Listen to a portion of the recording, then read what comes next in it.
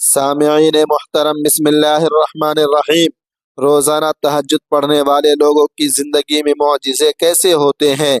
تہجد پڑھنے والے ضرور دیکھیں، آسمانی خزانوں کی کنجی آپ کے ہاتھ میں۔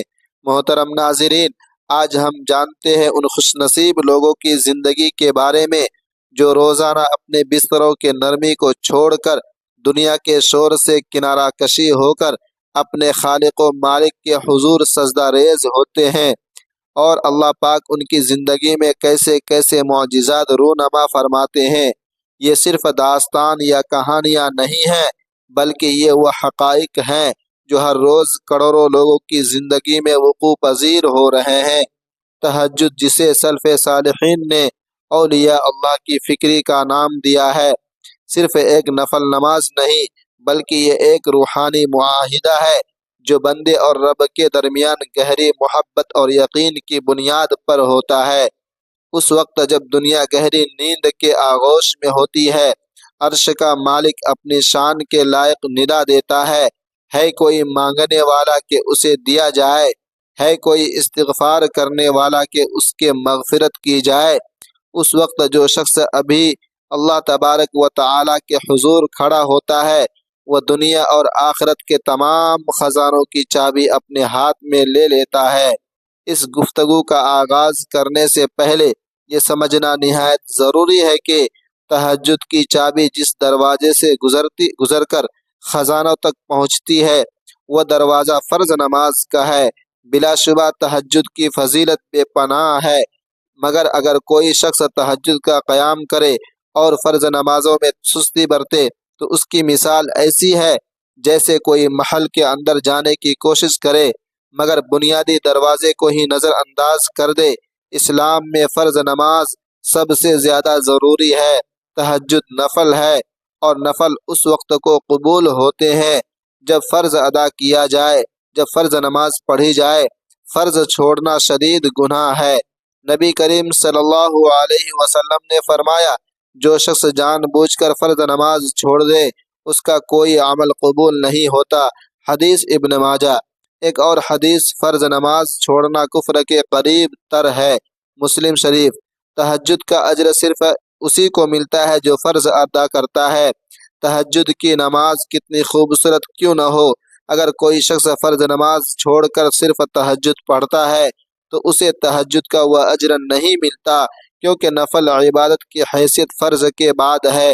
اللہ کے رسول صلی اللہ علیہ وسلم نے ہمیں سب سے پہلے 5 وقت کی نماز کی پابندی کا حکم دیا، کیونکہ یہ ایمان کے بعد سب سے اہم ستون ہے۔ یہ فرض نماز ہی ہے جو بندے کو تہجد کی روحانی بلندیوں کے لیے تیار کرتی ہے، کیونکہ وقت کی پابندی اللہ تبارک و تعالی سے مسلسل تعلق اور دنیاوی مصروفیت میں بھی رب کو یاد رکھنے کا درس دیتی ہے۔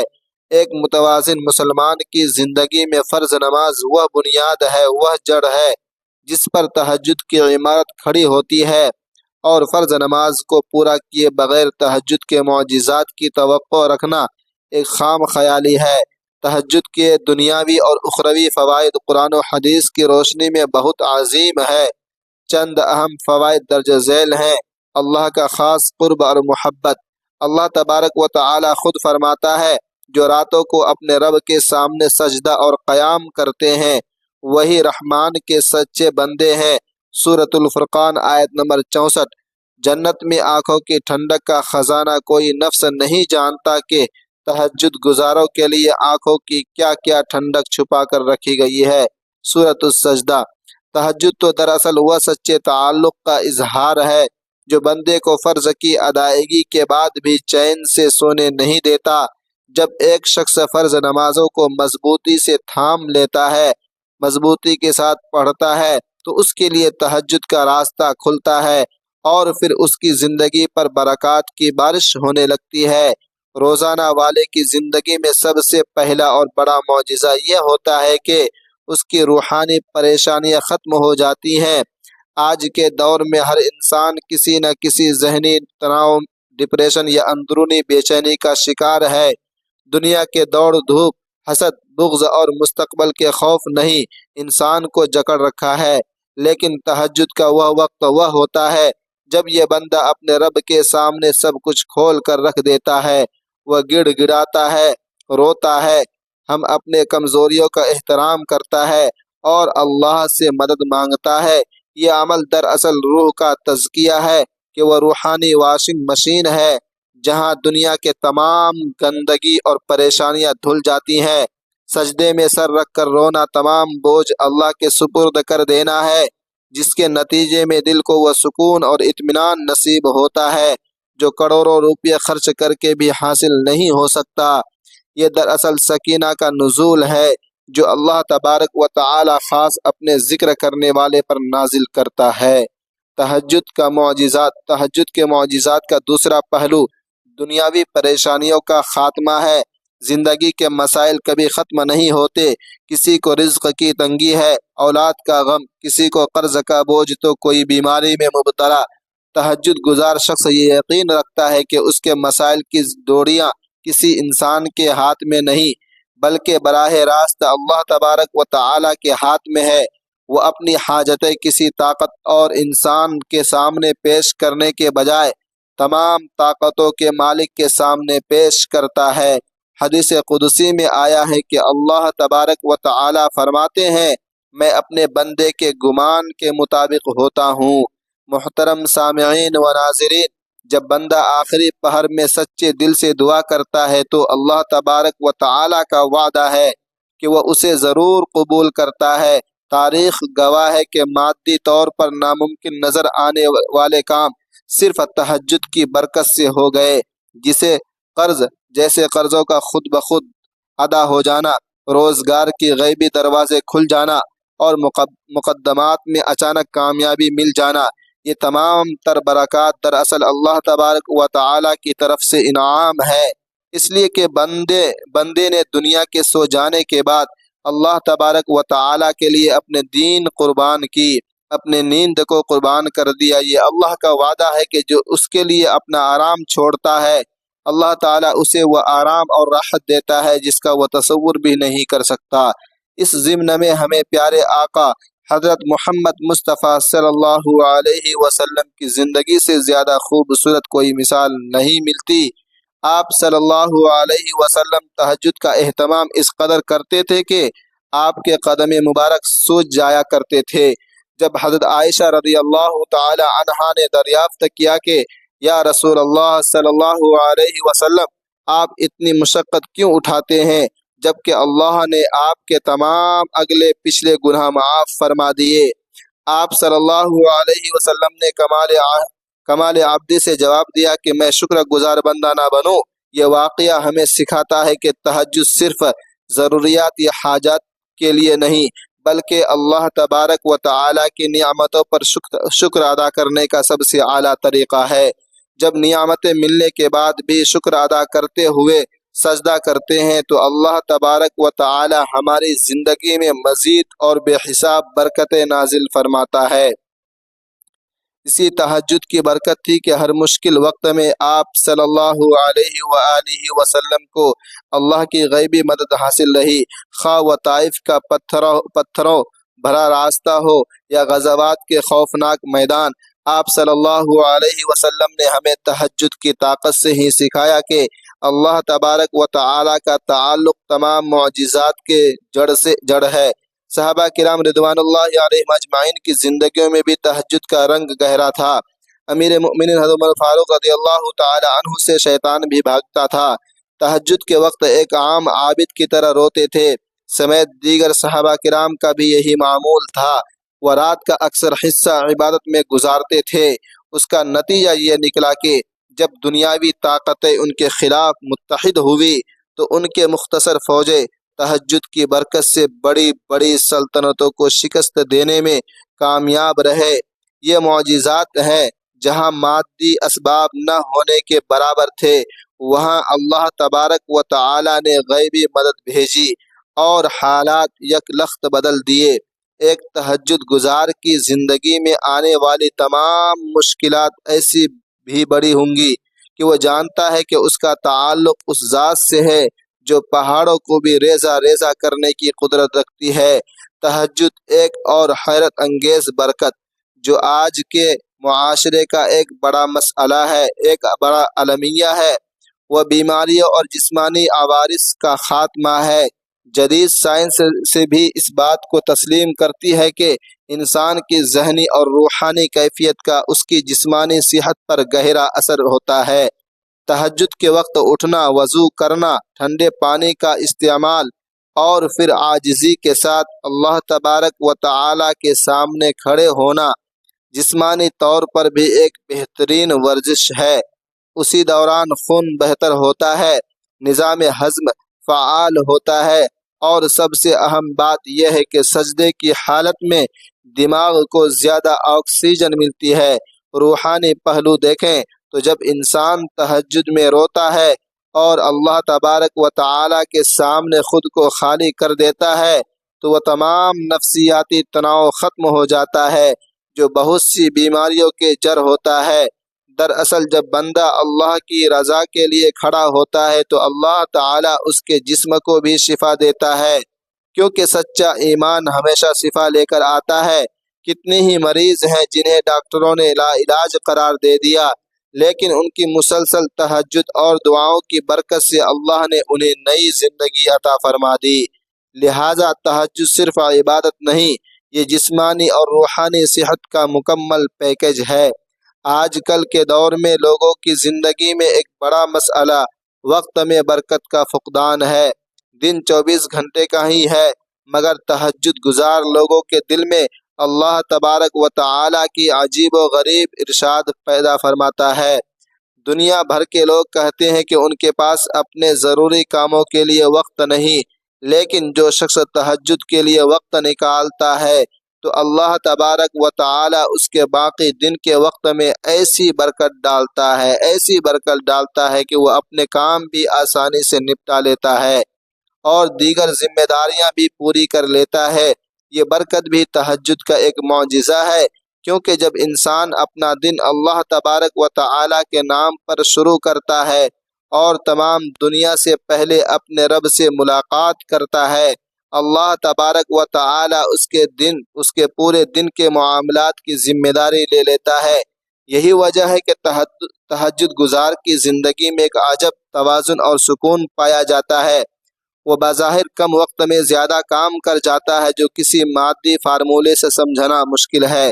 یہ دراصل غیبی مدد کا معجزہ ہے جو تہجد گزار کو عطا کی جاتی ہے۔